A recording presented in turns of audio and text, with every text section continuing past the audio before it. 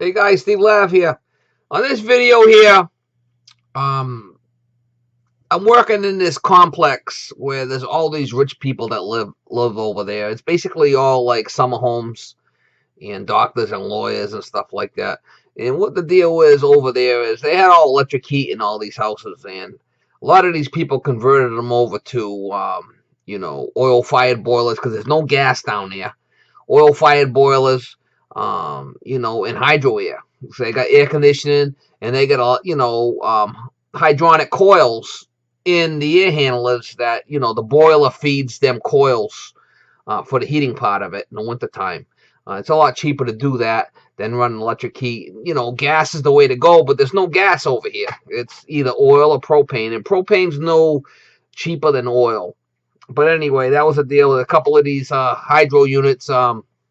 First company units, first and second floor, and they have, a storage tank on the boiler, so that feeds it. So I went over there, did a couple of jobs over there for the lady, and um, I ended up, draining some water out and purging out the system because there was a relief valve that was bad on the weekend, and there was antifreeze in the system. So I told the lady, I said, every 5-6 years you're supposed to flush all that stuff out and put new antifreeze in anyway. So I went back on this job and I reintroduced new antifreeze into the system, and I go over how to do it, how I do it. Um, you know, I added like 10 gallons of antifreeze to the system. I probably could have got by with like 8 gallons or so, but the storage tank that was there was a 1-inch loop. It was a storage tank type. She had a couple of first company hydro air systems in there, plus the boiler. So I show you why I put the antifreeze in the system. There's an air handler, a first company unit up in the attic, above the living space, and it can freeze, And if I don't put the antifreeze in there and it gets down to 20 below zero in the wintertime and the house freezes and floods, they're going to be coming after me for a lawsuit. So no bullshit. I'm putting the antifreeze in there. Now with antifreeze, I'm not a big fan of installing antifreeze in systems because it eats the rubbers on a lot of the stuff. But you got to do what you got to do. If the system's going to freeze up, you have to put antifreeze in it.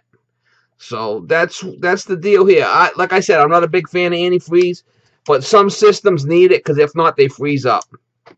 So it is what it is. You have to deal with it, and it's all part of the trade. So anyway, hopefully you guys enjoy the video, and maybe I teach a couple of guys something. I know a lot of the guys down south don't do a lot with hydronics, so hopefully you enjoy it. The coil potentially could freeze up here in the attic, so that's why I'm going to put antifreeze in the system. It's a hydronic first company unit. I had done some work. I had changed I had a couple extra filters there for them. They call this hydro air. AC. The heating is a separate coil in here, but I will put antifreeze in it because I don't want to have a flood. I worked on the system about a month ago and I had to drain it down, and there was antifreeze in there. So I'm going to show you guys how to install antifreeze in a hydronic system. Alright, so we got a boiler here, a storage tank over there, and we got 2 hydro air coils on the heating system. So that's 3 zones. There's the purge stations right here. Boom, boom, boom. Okay. Circulators are on a supply, so I got them zoned off there. So what I'm going to do is I'm going to shut the feed off, which I already did, the water feeder. Shut the boiler off, the power. And I got my pump hooked up to the return over here. Okay, this is where it's going to go in through. What I'm going to do is I'm going to pump some water out of the system first. We'll probably take out 5-10 gallons or whatnot. Okay. I'm going to do that first, take out some water out of the system. then I'll show you how to put the antifreeze in.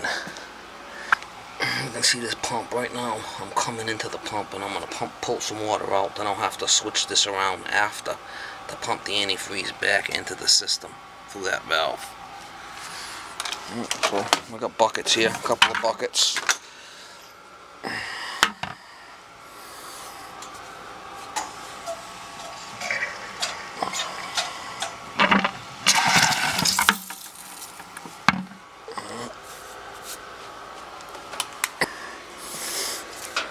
We'll start the pump up.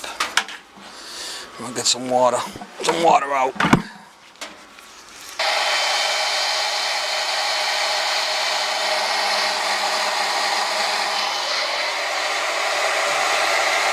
Right there, 1 of the bleeders. Get some water out. It's always antifreeze in there, you can smell it.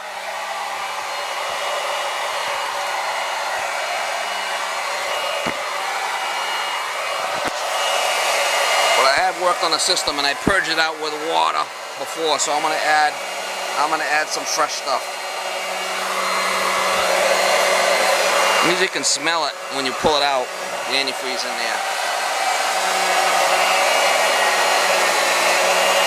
When I first turned it on and then grab a hold of the hose went out. A little bit of a flood there, but ain't no big deal.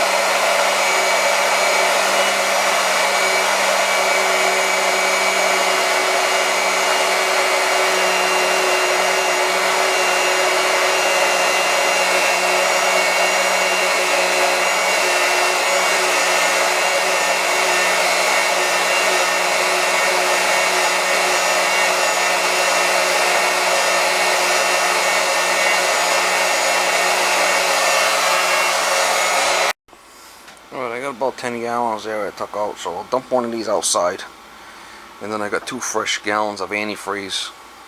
I'll use one as a mixing bucket. I'll show you what I mean. Alright guys, I switched my pump around.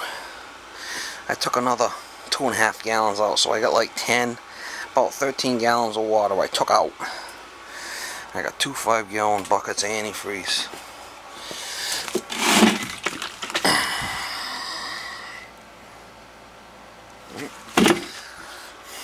The supply goes up through the units and it comes back to the purge stations. So I'm gonna purge all 3 of them. What I'm gonna do is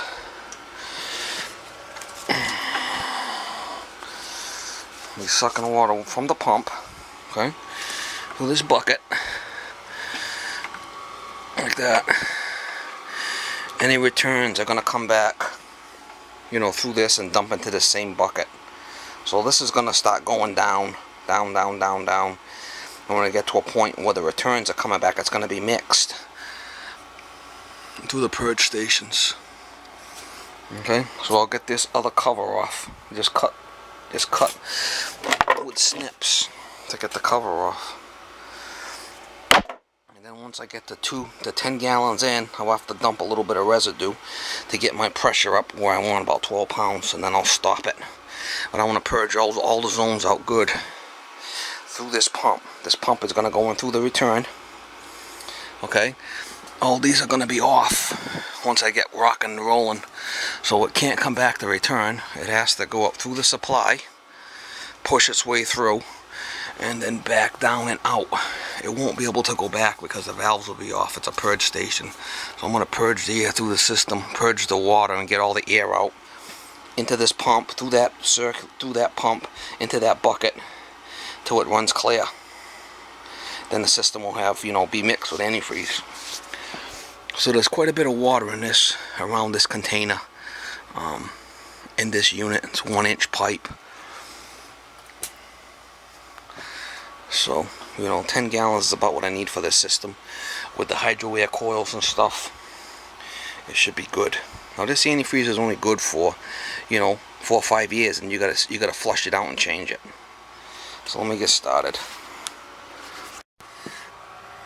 Open that. Start my pump.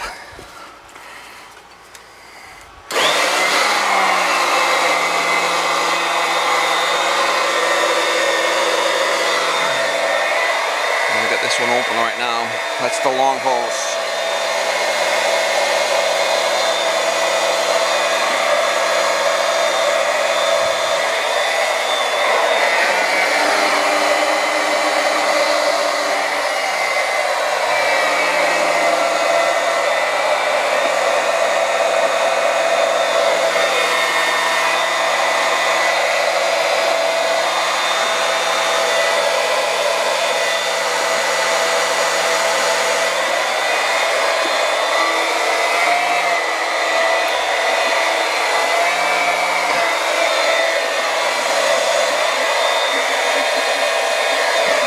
Taped up right here.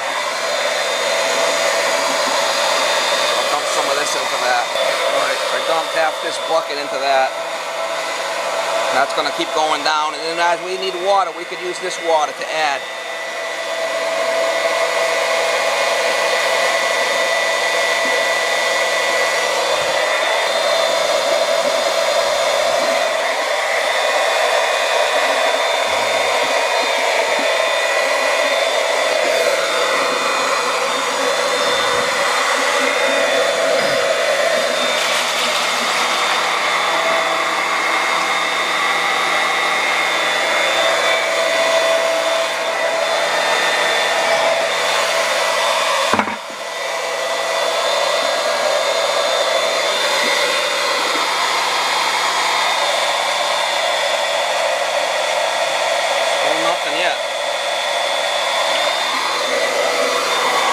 This air, let me get some of this water in there. Alright, now we're getting water, see it? Now we're purging the long hose.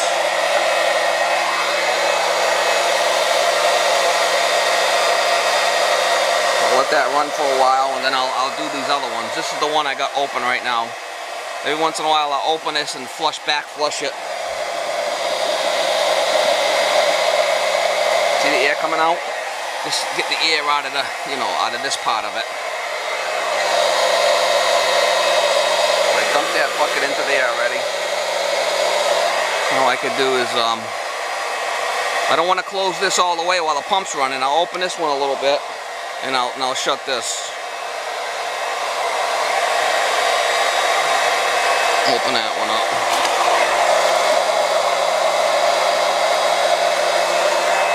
I'll get this valve here, see if we get any air.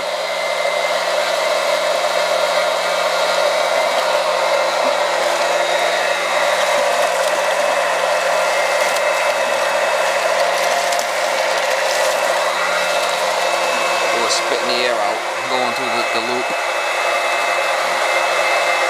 This is the water heater one here.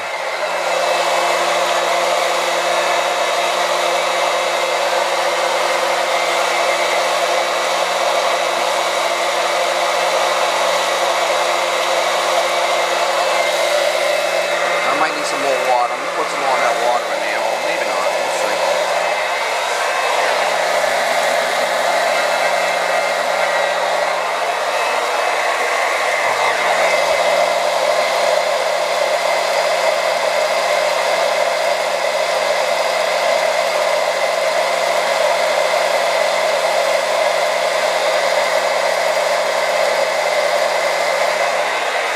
I'll have to do the last one.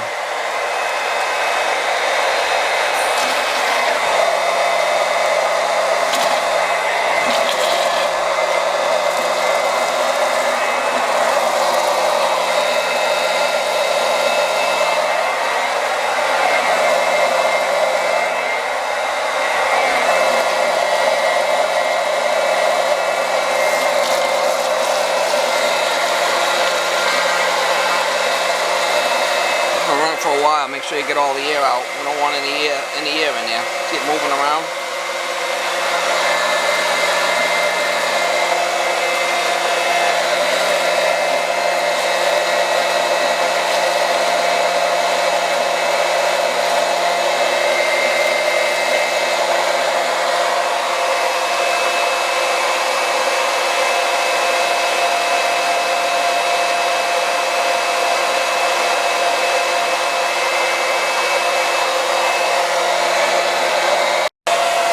all purged good. Now the thing is, you want to shut that return off. You can see my pressure there. You don't want to build up too much pressure. So you're going to kind of do it, you know, kind of do it at the same time, shutting this one and the return off at the same time.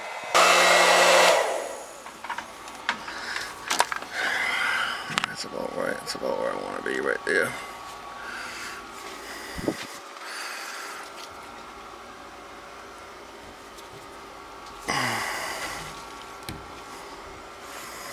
Make sure that none of these drip. If they drip, I can put hose caps on there with washers.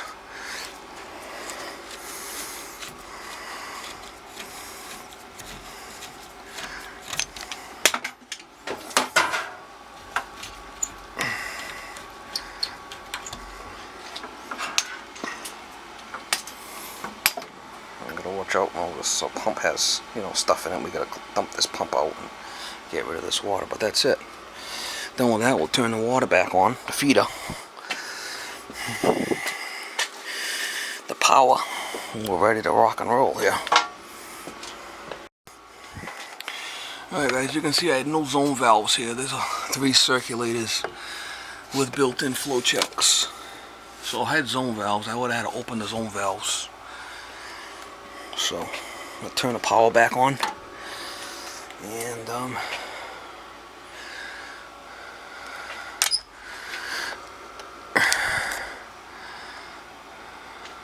all the returns are back open. She's ready to rock and roll here.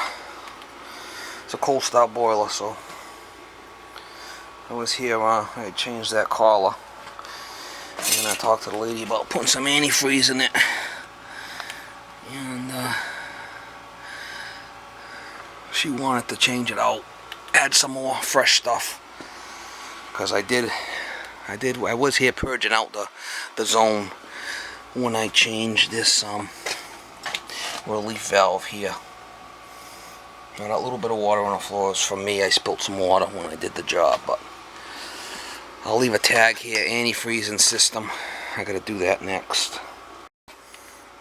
I put my tag there, and also put another one, antifreezing system. So hopefully nobody pulls that one off. That's it. She's ready to go. No leaks.